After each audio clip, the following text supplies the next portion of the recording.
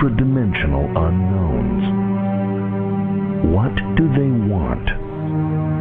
Are we about to come face to face with them, whether we're ready or not?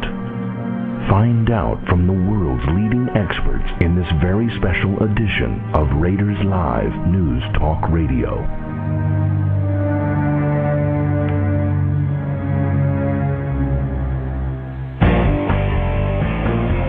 You're listening to RNN Radio, where thinking people tune in.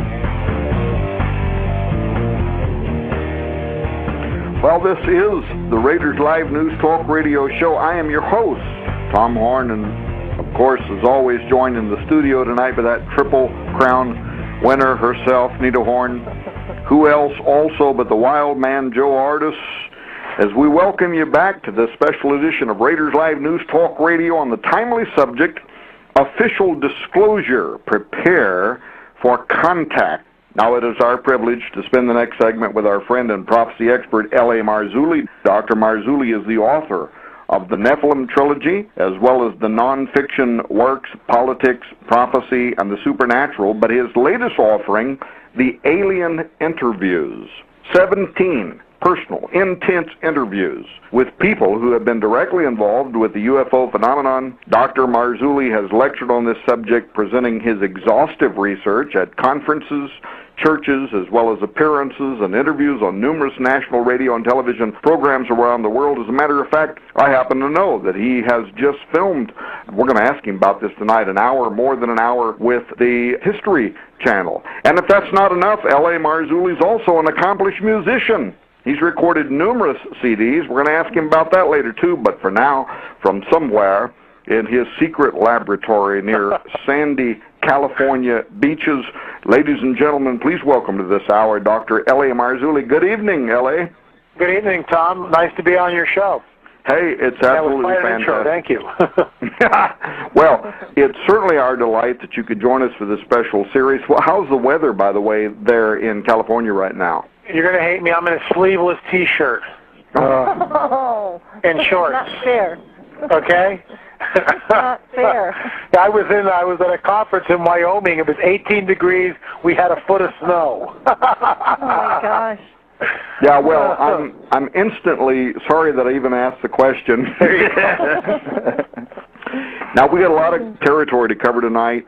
This spate of recent news concerning the big question, are we alone in the universe, that's coming out of the Royal Society, that's been happening over the last couple of weeks. I've got something like 15 headlines in front of me right now. One of them that came out today where the Queen's main astronomer, Lord Martin Rees, the headline is, Royal Astronomer says aliens may be staring us in the face. Others, Drake wants off-world listening posts for alien messages.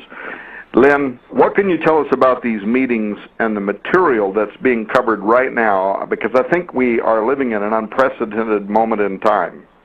Well, I would certainly agree with you 100%. This is all part of what I have termed the coming great deception and the Luciferian endgame. These people that are, they're slowly beginning to release information. We know that the UK, France, Belgium, Mexico, and Brazil all have released classified documents talking about UFO sightings from, the 50s up to the present time.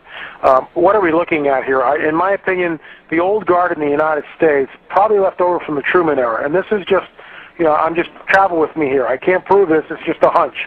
But some of the old guard remains, and this is what's holding it back in essence of just releasing it to the public. On the other hand, when you get someone like Edgar Mitchell coming out on Kerrang Radio last year stating that, hey, Roswell happened and the craft was real, it was carried on Drudge. I know Hannity did a full-on interview with Mitchell, but most people just kind of bat an eyelash and go back to watching American Idol and it's business as usual. There will be full disclosure, Tom. Of course, my belief system is yours. This is not some friendly ETs from the Pleiades, and my research has uncovered very recently some very disturbing, very graphic information from a man who used to be on the lifelong law enforcement homicide detective, and he's coming on the record actually on my show, Acceleration Radio, next Wednesday, talking about human mutilations. So for those people in the exopolitic movement who are saying that, maybe it's another race of ET that's doing this, or some of them are benevolent while others are malevolent, in my opinion, they're shape-shifting. They can appear as they want to appear to people, and it goes right along. I don't know whether you've seen the movie by Ben Stein, Expelled. At the very end of the movie, I think he's sitting down with Richard Dawkins, and he asks him, okay, where did life begin?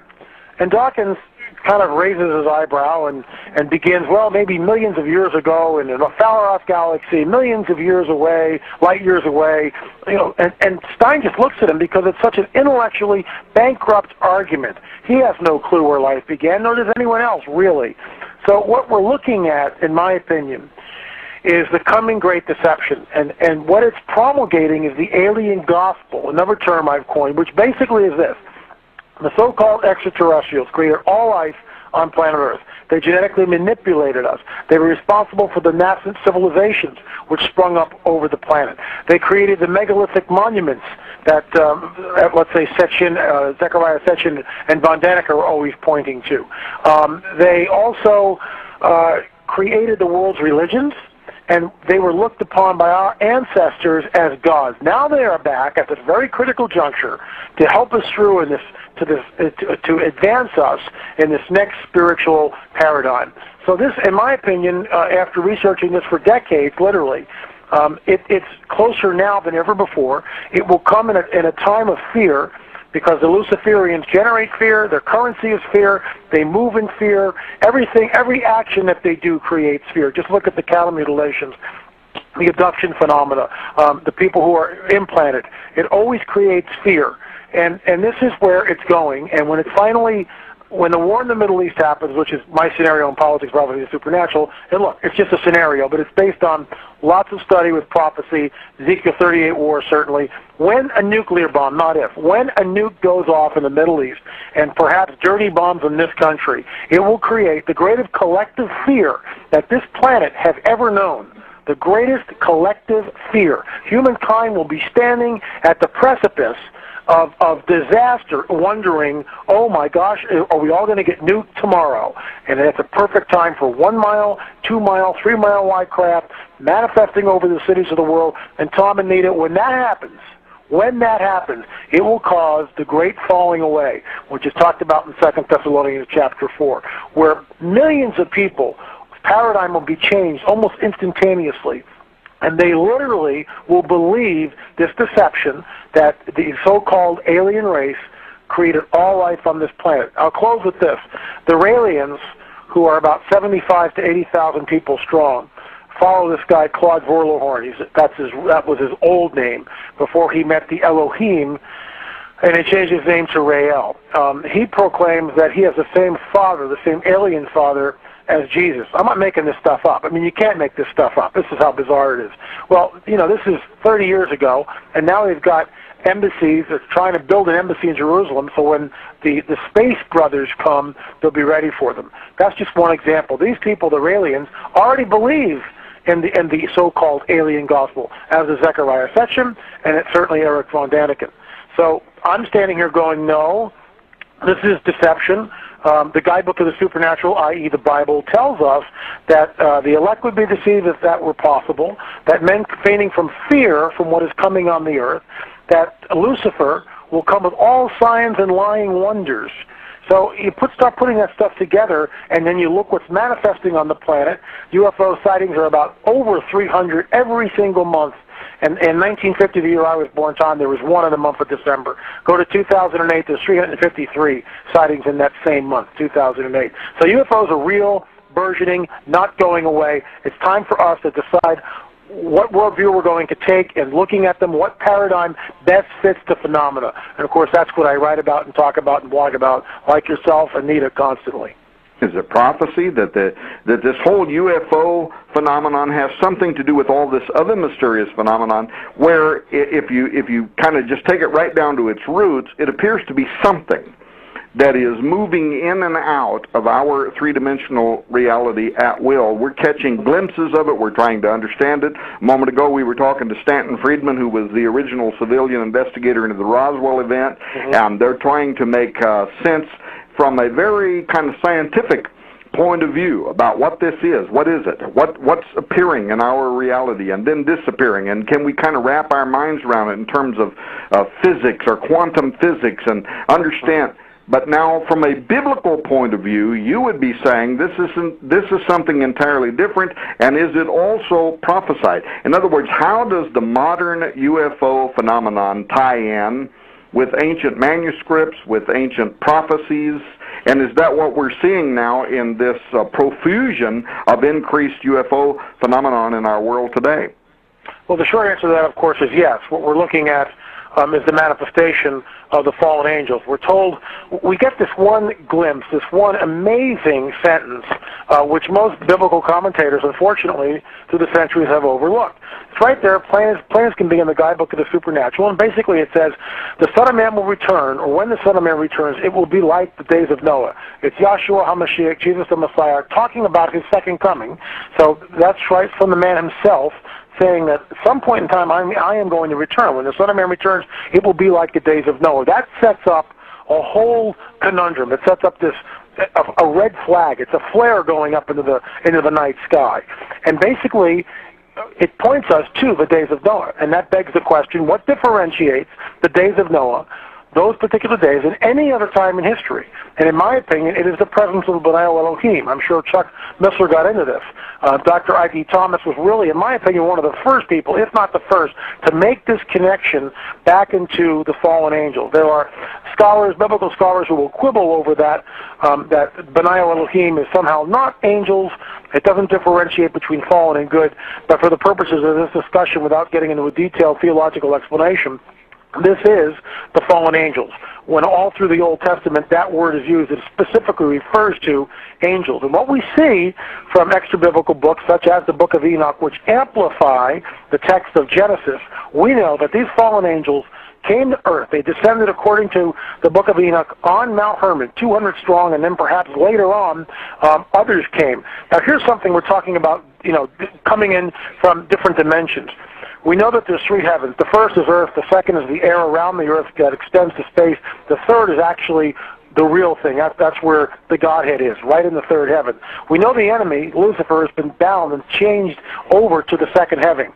So what we're looking at in Mount Hermon, it's some sort of a portal, some sort of a gateway, which allows these entities to touch down and to pass through the second heaven into the first heaven, or this dimension. We also know from the guidebook of the supernatural that Yahshua HaMashiach, the transfiguration, where he took several disciples, went up onto a mountain, and all of a sudden the scene changed. Moses and Elijah were there. Yahshua's garments became white as snow, brilliant light. They heard this voice. They didn't see anything, and of course the whole vision ended. A lot of biblical commentators believe that was the same mountain, Mount Hermon, that the fallen angels descended on. In my opinion, it was like Yeshua going back to that and kind of putting a stake in the ground and going, no, this is ours now. This is mine. I'm reclaiming this. Just a thought. But what we're seeing at thousands and thousands of years ago is the manifestation of the B'nai Elohim, the fallen angels. And what they did is they cohabited. They had sex with the women of the earth. And from that union between the fallen angel and the women of earth, this ungodly abomination known as the Nephilim were born. They were hybrids, half fallen angel, half human. And this is the reason for the flood. This is the reason why Genesis 6 tells us Noah is pure in all his generations. What are they pointing to? In my book, Politics, Prophecy, and the Supernatural, and of course the Alien Interviews, we kind of touch on this. Mostly in PP and F, I quote several people. This man, Dehan, does a wonderful expository of what that passage means. It doesn't mean that Noah was sinless. It means that his bloodline essentially was intact. What we're looking at, Tom, and this is what people need to get their heads around. And this is something I'm writing and dealing with in the 2012 book, which will be out in about 8 months. But it has to do with this cosmic chess match. And this is what we see all throughout the the timeline of the biblical timeline. There's a move, counter move, and we see it for thousands of years. What differentiates those days were the presence of the Nephilim on the planet. Now the leap is, are we seeing that today? The short answer to that is yes. Here's how it happened. We know that in the ancient world, blood sacrifice opened portals. We know that. Mm-hmm. We also know that satanic rituals today open portals. We know that in World War II, 6 million Jews were offered, literally, as a Luciferian sacrifice, the body stacked like cordwood. The word Holocaust comes from the word Holocaustin, which means a burnt offering as on an altar. And it was a burnt offering on an altar to the would-be god Satan. It cracked open a portal. What do we see at the end of World War II? We see these globes of light, balls of light, which were named Foo Fighters. Some people have reported seeing similar lights in and around the fields when crop circles are made. I believe that this cracked open these portals, which were guarded on some level. We're not told how. That's another discussion we can get into. I'm speaking of Daniel and the angelic visitor, and how he has 21 days and he has to fight his way through, get reinforcements, and come back. But that's a long, kind of drawn-out explanation to get into. But what we also see is that the 1 billion abortions since Roe v. Wade globally has actually increased that blood sacrifice. For some of your listeners who are pro-abortion, they'll look at that and they'll go, what is he talking about? That's crazy. What people don't understand is that there's great spiritual significance when a fetus is killed in the womb. And the first record of that, as far as I know, comes from the book of Enoch, specifically from one of the fallen angels. And the account of the book of Enoch is very succinct, where it tells us that this one angel taught the women how to kill the embryo in the womb. That book is thousands of years old, and in my opinion, we get the first sort of abortion at least recorded. It came right out of the pit of hell, literally from a fallen angel. So this is what's going on today. It's modern clinical blood sacrifice, but nonetheless blood sacrifice happening globally, which of course, whether a person is aware of it or not, is a satanic link. It opens up satanic portals, and this is why this stuff is manifesting in greater numbers than ever before. Wow, Lynn, let's take a moment to tell people how they can learn more about you, your books, your research. Where can they go to learn more? The best place is the website, and from there they can go right to the blog. I blog 5 days a week. They've got links to the blog, to the radio show, the whole thing. LAMarzulli.net, LAMarzulli.net, LAMARZ, as in zebra, ULLI.net, LAMarzulli.net. And, of course, we will also include this in the commercially produced product. I mentioned to Chuck Missler last night that Dr. I.D.E. Thomas was the grandfather of this line of thought within modern evangelical eschatology, which, of course, he recognized in his Alien Encounter books. He also mentioned that last night. But he also says that he believes that there is a manifestation within our world today. People are looking at this, they're talking about it as UFOs, maybe contact by aliens. He says that this is interdimensional, as opposed to travel from far distances, which we were talking a moment ago to a scientist about. Are you also among those, the intelligentsia that we are interviewing this week, who believe that this is interdimensional? It's side by side. It's extra-dimensional. It's not something that's coming here somehow with a nuts and bolts kind of technology from a far universe? Yeah, again, the short answer to that is yes. I believe that this is interdimensional beings which are accessing our space-time continuum, more than likely from the second heaven. We're not told exactly how that works, but we see it. One of the interesting correlations I make, and I speak about this and really lay it out in the alien interviews. After the 17 interviews that you read, I begin to talk about what I believe is the cause and what we're looking at. And basically what we see is that the laws of physics completely bend. For instance, when a person is abducted, they often find themselves being levitated. They're also paralyzed. They find themselves levitated in paralysis. They're unable to speak, and yet they're wide awake. They're then floated through walls or windows and taken to a ship. Okay, we just left Kansas. Okay, we really did. We're into some stuff that is physically impossible from our particular laws of physics. We just completely shattered them all. Have no idea what we're doing. Now let's take a look at, and this is the example I use. Peter, one of the apostles, is in jail. An angel appears to him, very much like the abductions, except this is a good guy. He comes through the wall, just like the Gracie. They just appear from nowhere. They come through the walls. The angel in Peter's cell does the same thing. Peter's not sure he's awake or is asleep. So he's almost not shut off, but just the presence of this angelic being is enough to just kind of short-circuit Peter out. He then notices that everyone around him is completely asleep. Then his chains fall off of him. The angel doesn't touch him. The locks just spring, fall off of him. The prison door unlocks itself, swings open. All the guards are asleep, okay?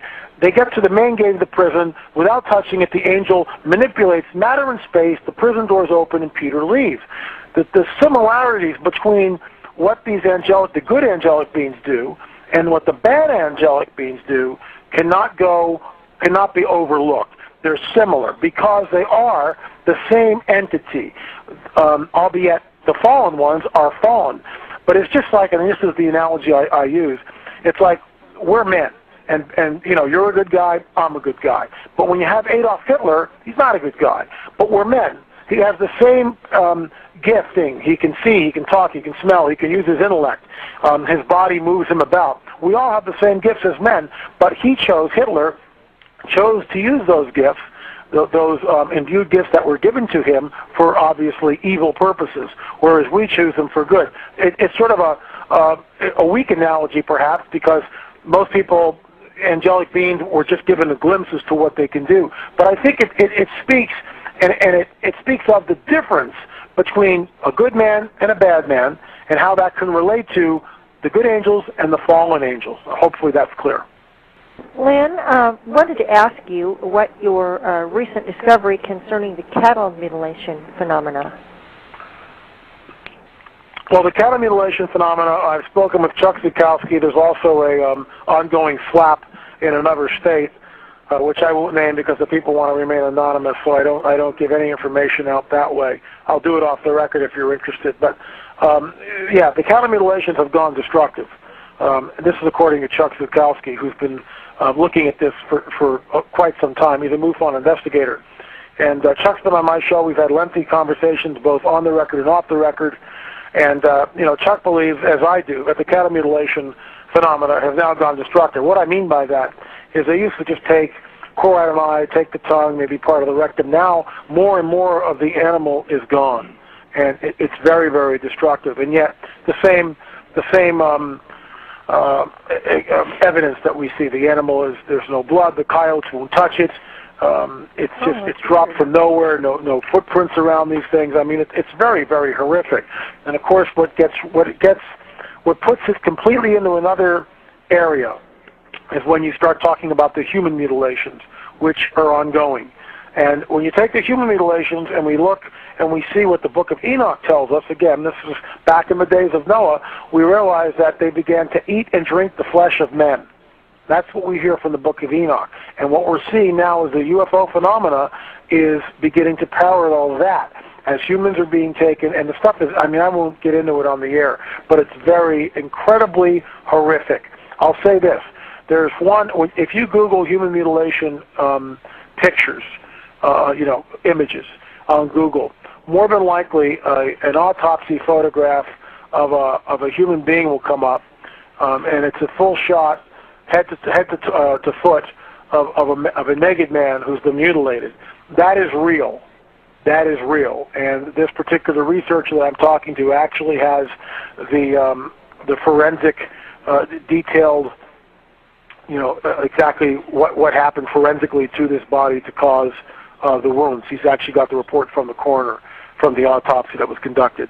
So this stuff is ongoing. He's actually investigating something back in Pennsylvania where a man went up to go deer hunting, and he got on his ATV. 2 hours later, he was still missing, or he didn't return home. Several hours later, he was still missing. His wife called. The investigators came out. They tried to find the man. Couldn't find anything. They did find a shoe way up on top of a tree, like 30, 40 feet up. 3 days later, the man's naked body is found, drained of blood, in his bushes by the house. And the thing is that these bushes were about 50 feet from the house, 50, 75 feet from the house, and the task force and dogs, the cadaver dogs, everyone passed these things for the last 3 days. So the body was put there right under everybody's nose, so to speak, at the end of the third day. And they found it, and which is interesting, the body was immediately taken without a coroner on the scene, which is illegal. You have to have a coroner on the scene to pronounce the body dead. That was not done. So really weird stuff going on there. They're trying to get to the end of that. This particular researcher was there, saw the body, and the body was frozen in a look of absolute terror with its hands in front of its face like he was trying to ward off something. So that's what we're looking at. In my opinion, all that to say this, in my opinion, and I realize there are people in the exopolitic crowd that don't agree with me, this phenomena is incredibly malevolent. And Lynn, did I understand you to say that the animals would not even eat the remains? Yeah, the coyotes, which will eat anything. I mean, I live in an area in California where there's coyotes, and it's like, you leave anything out, the coyotes will strip it down to the bone and then chew those. All these animals, the one that I'm investigating, the ones that Chuck Zukowski's investigating, the carcass just sits there week after week after week. The coyotes won't go near it. The one that I'm looking into now, this man had a couple of dogs. They were out for this walk, and the dogs found it, and then something spooked them, and the dogs ran away from the carcass. This man walks by this carcass almost 2 or 3 times a week. The dogs won't even go near it anymore. So, and the carcass, last time I talked to him, which was about a week ago, the carcass was still there untouched by coyotes or other animals, and that's just unprecedented. Coyotes will go and eat anything. Lynn, different respected, even secular researchers like Jacques Vallée, Dr. John Mack, they found that there is a strong similarity between the history of the Watchers, Nephilim, even historical demonology, and this activity of so-called aliens. And in many of these abduction cases, there has been, in their own research, the removal of ovum, scoop marks, turn up in skin. It appears that physical, samples are somehow of human DNA. They're being collected, and a lot of these UFO flap areas, these animals you're talking about, historically they've turned up with material removed from their bodies, almost with like laser-like skill, something like surgical, laser-like. But lately, I have noticed that some of these reports are very much like what you're talking about now.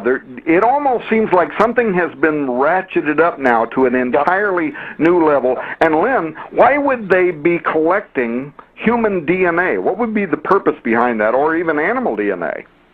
Well, again, they're making a hybrid. I mean, Dr. Jacobs, I don't know whether he's coming on in your forum or not, but Jacobs has been looking into the alien breeding program for decades, and he believes, like I do, that these hybrids have reached a point where they can pass into the general population, which of course is incredibly unnerving when one begins to think about that. Jacobs also believes, like I do, and I'm not trying to put words in the man's mouth, he's not here, but he believes that it's very malevolent, and that these beings, these entities, do not have our best interests at heart. And so he's very aware of the breeding program, and he looks at it and treats it, as I do, as something very, very suspicious and malevolent, certainly malevolent. And I believe, again, look, what differentiates the days of Noah? The Nephilim were present, the fallen angels were present. It's really the only time in history where you can really look at it and say, ha-ha, it's a major, major marker. Everything is gone for thousands of years pretty much the same, except for that one period of time, which actually resulted in the flood of Noah. And by the way, for those of you out there scoffing when I say the flood of Noah, every single culture on this planet has some sort of a flood legend in its history, which is just unbelievable. Something happened in antiquity. Everything was wiped out except for 8 people. And it's because of the presence of the B'nai Elohim, and they're having sex with the women, producing this hybrid called a Nephilim. Another interesting dynamic is we get this bit of prophecy in Daniel where it says, their seed will mingle with the seed of men, but they shall not cleave to them. And that word cleave is exactly the same word that we see back in Genesis where it talks about given in marriage. So we see a differentiation. We see that in Genesis 6, they took wives. In other words, there was a marriage contract between the fallen angel and the woman. And later on, as Daniel's pointing to, and by the way, Jim Williamson was the one who uncovered this, so all credit to Jim. But what we get in the modern era, we get their seed mingling, but there is no cleaving, there is no marriage. They take the women, they abduct the women, either they become impregnated, and the third month, the fetus, they're then reabducted, the fetus is then taken, and usually later on, 3, 4, 5 years later, they're reabducted, and certainly in the earlier days, back in the 80s and 90s, they're shown very sickly human/alien, or in this particular case, I would say fallen angel, hybrids, stringy hair, large eyes, thin limbs, very pale complexion. Now that's, decades ago. Apparently, the breeding program is so vigorous and such now where they have created the hybrids that can pass, except some of these hybrids, or many of these hybrids, can have superhuman power. So when this thing hits, Tom, and it's not, look, I'm not a date center, but this thing is going to happen. There is going to be this full-on disclosure. When it happens, the hybrids who are already placed will become, very evident. It's going to be nasty. It's going to be really nasty when this thing finally gets revealed. Look, you mentioned Jim Williamson. He endorsed a book that we're going to publish. You endorsed it too. It's by Joe Jordan, David Ruffino. It's based on 20 years of research, 300 plus actual cases of people who have been delivered from what the public, they would call alien abduction, but they were delivered through the name of Jesus. This adds such a spiritual dynamic to this, a biblical dynamic to this, and as far as I know, this is the first time in such studies that you had this analytical duplication using guidelines for redundancy similar to methods that are employed by scientists, investigators to illustrate what? Repeatability? Something has been happening from the beginning of time. Is this what we're talking about, that there is a supernaturalism, a demonism, or whatever it is subject to the name of Jesus Christ? Well, and again, we're not talking churchianity here, we're not talking religion, we're talking about a man, a God-man, who when he incarnated here, let's just kind of walk through this a little bit and strip it down and expose what really happened. If you were a leper, and I love this analogy, and or this reading from the Guidebook of the Supernatural. And folks out there, you're listening, and I'm using the word Guidebook of the Supernatural rather than Bible, because Bible just means book, okay? What the book really is a guidebook to the supernatural. It shows us how to interface with these beings, with the good angels. It shows us how to not to engage with the wrong ones. It tells us what to do, what not to do, as far as, let's say, necromancy, with talking to the dead, divination, scrying, all those things. It tells us how to stay away from those things and the reasons why. But Yeshua, Jesus, when he was on the planet, this is an incredible story. In the ancient world, if you had leprosy, it was a death sentence.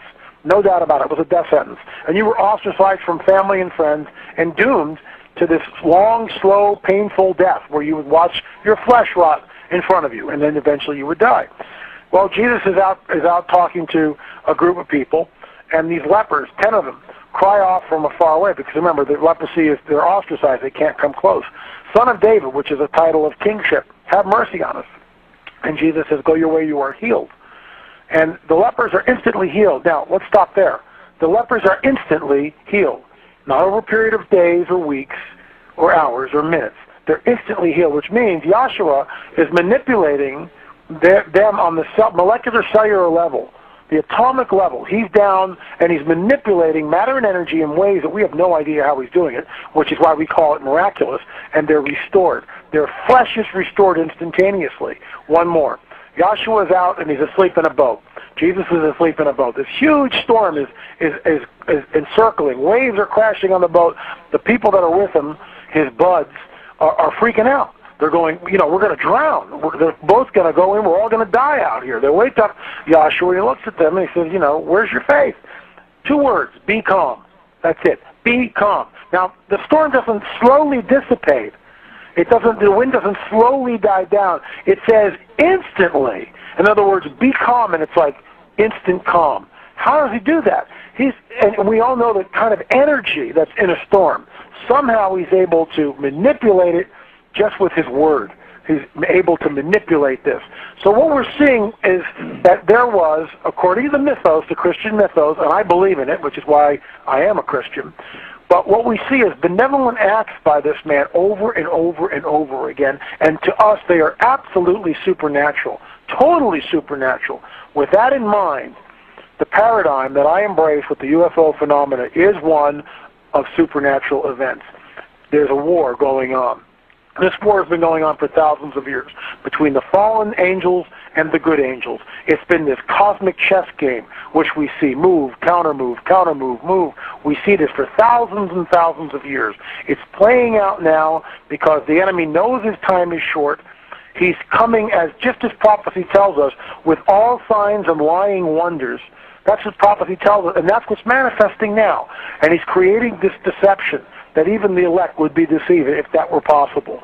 There are those who have studied the phenomena, and like yourself and Chuck Missler and others, we all talking about the same idea, pointing to the guidebook of the supernatural, saying this is the coming great deception.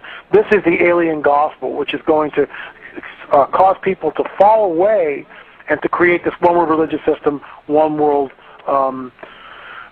global economic system too. So it's very tenuous times that we're living in, Tom, and it's when we look at all this spiritual manifestation, supernatural manifestation happening on the planet, and I'm speaking of crop circles, the UFOs, which are seen in the hundreds, cattle mutilations, the abduction phenomena, the alien implants, which Dr. Lear, I've interviewed him. He comes on the Alien Interview book. Incredible interview where he's done now 16 of these, and this is like nanotechnology. It's just the blood vessels wrap around this little implant the size of a BB, and it might be changing humans' DNA. So this is what we're dealing with, as Linda Moulton Howe says. It's high strangeness, and we're up to our necks in it. Yeah. Lynn, this is Joe. I want to ask you something. Let's go back for just a minute here to UFOs. What would you say to a skeptic regarding the UFO phenomena? Well, look, and I realize this is incredibly self-serving, but it is a plug. But I wrote the Alien Interviews book to give to the skeptic. That's what that book's about. There are 5 PhDs that come on the record, and these people, their credentials are impeccable. 5 PhDs come on the record, and they've all had direct contact with the phenomena. These aren't, some guy with a couple of six-packs out on a fishing trip someplace in the middle of nowhere. These are people that weren't looking for this, and it found them. And now they talk about it. And then there's others that come on the record and talk about their experience. At the end of the book, I weigh in. All that to say, the UFO phenomena is real, burgeoning, and not going away. We have to begin to deal with it. When we have, I said this at the beginning of the interview, Tom, when we've got the UK, and we got France, and Belgium, and Brazil, and Japan, and Mexico, all stating, and guys like Edgar Mitchell, all stating that, this stuff is, we don't know what it is, but these craft move with impunity in our skies. Surely, we may differ, and that's, I'm sure you're getting different opinions. We may differ as to what the cause of the phenomena is, but we can agree that UFOs are real, burgeoning, and not going away. And the bottom line is, when you see one, like Ricky Sorrell from the Stevensville, Texas, sighting that comes on the record in my book, The Alien Interviews, riveting interview. I spoke to him at least a dozen times, and Ricky never embellished his story, never changed his tune. He looked up, he was out deer hunting one day, he got caught up in some brambles, he looks up, and there's this huge craft over his head. He looked in all directions and could not see the end of it. He estimated the craft was about a mile wide. As Stanton Friedman says, that's a mothership. And, he was completely overwhelmed by the experience, and rightfully so. A mile-wide craft that's floating above your head, making no noise and defying the laws of physics and operating with some technology that we don't have any idea about, and then vanishes, moves off into the distance and then slowly vanishes, that's got to really mess with your head. It'll mess with your paradigm. Let me close that by saying this, and with all due respect to Catholics. The supernatural is manifesting on this planet, literally. And it continues to manifest, and it's actually burgeoning. It's increasing. When we look back at the Fatima apparitions in 1917, and I use this because, in my opinion, it was a harbinger, it was a dry run, a precursor of what is coming on the earth. And what we saw was 70,000 people believed that this phenomena was the Mary of the Bible. With all due respect to Catholics, again, it was not the Mary of the Bible. When we go back and we look at what the eyewitnesses are talking about, the miracle of the sun, and let's quick backstory, 70,000 people are in a field, Fatima, Portugal, 1917, because 3 children are claiming to see the Mary of the Bible. The local priest and bishop and Monsignor are asking for a sign. The kids go back, talk to the apparition. The apparition says, come on October 13th, 1917, there will be a sign. The kids go back, tell them, 70,000 people show up for this event, Tom. It's raining all day. It's a drizzle. The apparition was supposed to show up by 12 o'clock. It's an hour late. It shows up at 1. The kids see it. No one else does. All of a sudden, the sky parts, and the sun begins to dance, at least look like it's dancing. It's spinning. It's throwing out all these different colors. Then it begins to wobble like a crazy pendulum and slowly descend on the crowd. Everyone's clothes were soaked up to that point because it had been raining. Their clothes are dry. There's some sort of a yellow, like powdery substance which falls on the crowd. Amber light. People think it's the end of the world. There's mass pandemonium. The bottom line is this: 70,000 people's paradigm is instantly rocked because they've encountered something supernatural and they don't know what it is.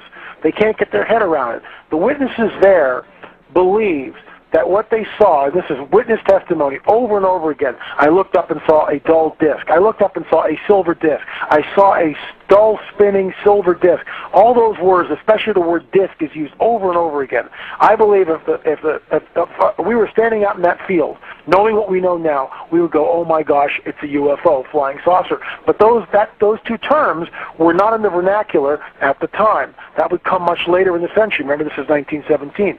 So I use that example as a very graphic example of what happens to people when they encounter something supernatural and they don't have any background in this. I have learned to, and it's a phrase that I've coined again, rebuke first, ask questions later. If you're out there and you see something manifest, rebuke it by the blood of the Lamb. You say it out loud and you rebuke it. Don't get mesmerized by it like Ricky Searle, because it is overwhelming when you see it. It's just like the 70,000 people standing in that field in Fatima. It is overwhelming, and at that point it's too late. You've got to rebuke first, ask questions later. Don't look at the stuff. Get out of there as fast as you can.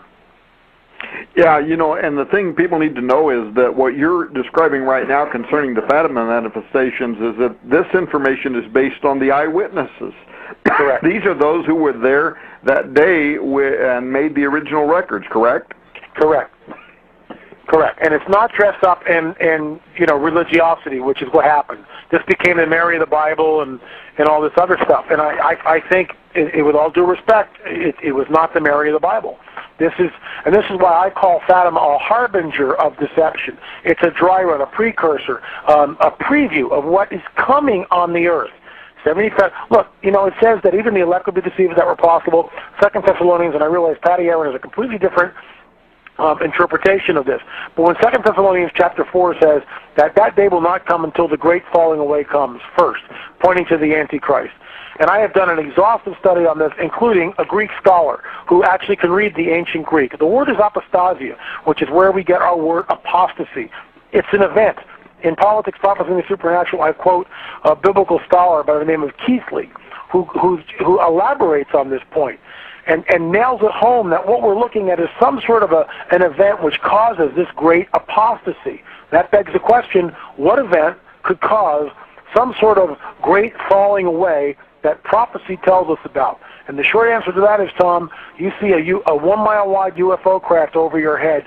Unless you know what you're looking at, just as Scripture tells us, just as the guidebook of the supernatural tells us, even the elect would be deceived if that were possible. That's what's coming. Men fainting from fear from what is coming on the earth. Well, this seems to be even what the Royal Academy of Scientists, this dizzying intellect, as they describe them, are saying out of the UK right now, that aliens may be looking at us face to face.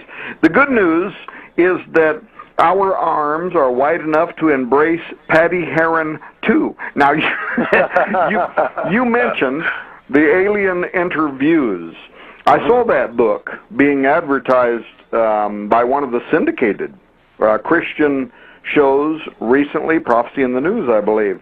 Tell us about this book just for a moment. We'll go back to the interview. But what's this book about? Who are the people that are being interviewed in this book, and how can people get a hold of it?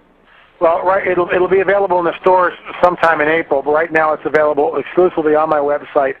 The alien interviews Dr. Jacobs, Dr. Roger Lear, Dr. Jesse Marcel, retired Major George Fowler, Dr. Lynn Katai, and Dr. Wenger all come on the record. You know, people with incredible, impeccable references. I mean, they're scholars in their own right. 5 PhDs, basically, and a retired major. All come on and discuss. For instance, Dr. Jacobs talks about the abduction scenario. Dr. Roger Lear discusses the alien implants. UFO sightings, Dr. Jesse Marcel, where it all began in Roswell, New Mexico. Retired Major George Fowler talks about that he actually chased a craft, you know, decades ago, and from that became a believer. Dr. Lynn Katai, she actually photographed and the Phoenix Lights, why they were happening, both still shots and 35mm film.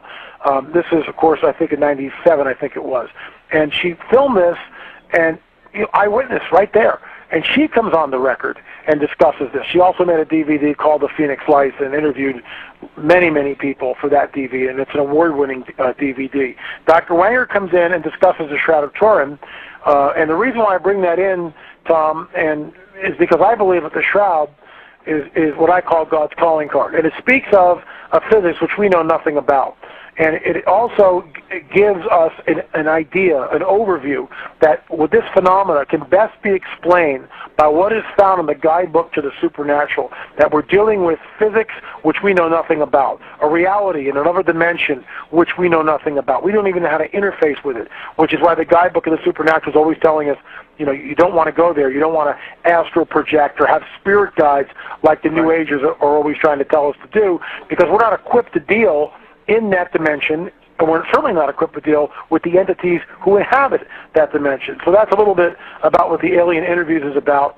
And then, of course, you've got people like Ricky Sorrell, who I mentioned before, Stevens the Lights, Whitney White Ashley, who's a reporter from the area, comes in and weighs in on that. Chuck and Stan Moser talk about their cattle mutilations on their ranch. Lynn Dickey, who is actually a UFO contactee, who is now a born-again Christian, who came out of the phenomena by using and evoking the name of Jesus. She's now born again. UFO contactee actually had telepathic communication with these beings, saw them. We'd go out and take pictures with a digital camera. There'd be nothing there. Lo and behold, the pictures would show craft. Actually, one of them made UFO magazine on the front cover. Of course, Joe Jordan comes in talking about the alien abduction. So that is a kind of an overview of what it's about. And from this book comes the phrase, UFOs are real, burgeoning, and not going away. It's a perfect book.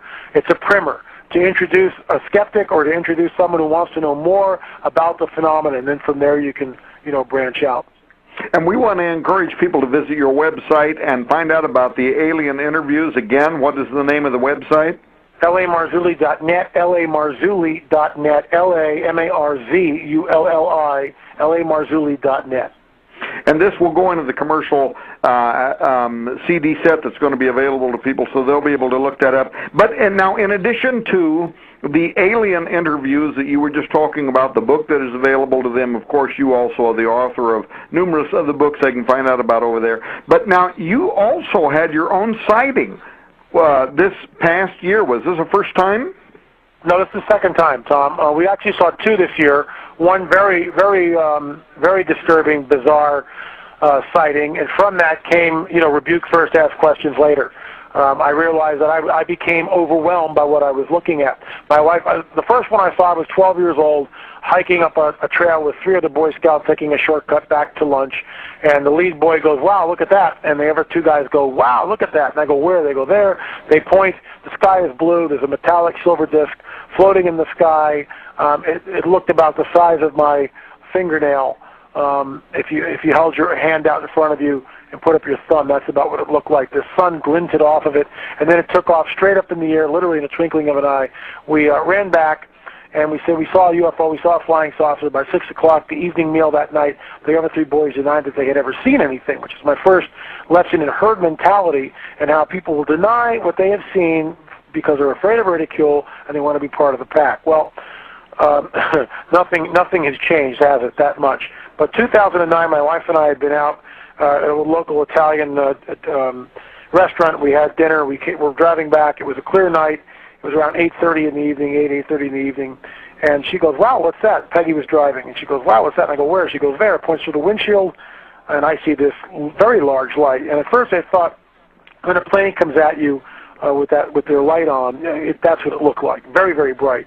But hey, Lynn, we're going to run out of time in about 60 seconds, and I want you to tell me what if you have some final comments that you would like to make about what it was you did see, what it is that people ought to know, so we can make sure that that's a part of this series. Okay. The bottom line is this: if you encounter one, immediately rebuke it. Rebuke first, ask questions later. These are not benevolent ETs from the planet Pleiades. Do not look into their eyes. If you see a craft, rebuke it. Get out of there as fast as possible. Don't mess with it. And you saw something finally then this year? Yeah, what I saw was a craft, and it as I was watching it, a smaller light appeared above it, and then slowly descended into the white light, into the craft, and then the craft disappeared with concentric rings, and as it disappeared, it just vanished. And I realized I'm seeing aerial phenomena that I'd never seen before. As I'm looking at the spot where it had vanished, about a minute later, bam, it was back. It's very bright. It did this like 2 or 3 times, sort of like a cat and mouse game. And I realized I got sucked into it and became overwhelmed by what I was seeing. This stuff is mesmerizing, Tom. That's why don't look at it, rebuke it, and get out of there. We have been talking to L.A. Marzulli. He's one of the world's leading experts in this field.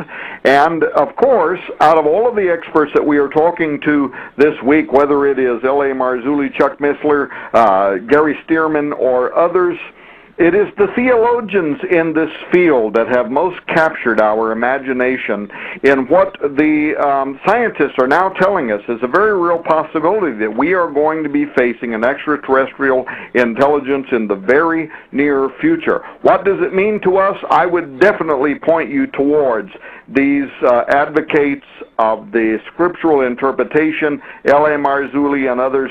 Len, thank you so much for being with us tonight on Raiders Live News Talk Radio. Appreciate it, Tom and Nita. Thanks for having me. Thank you for joining us for this special edition of Raiders Live News Talk Radio. We'll continue in a moment. Don't go away.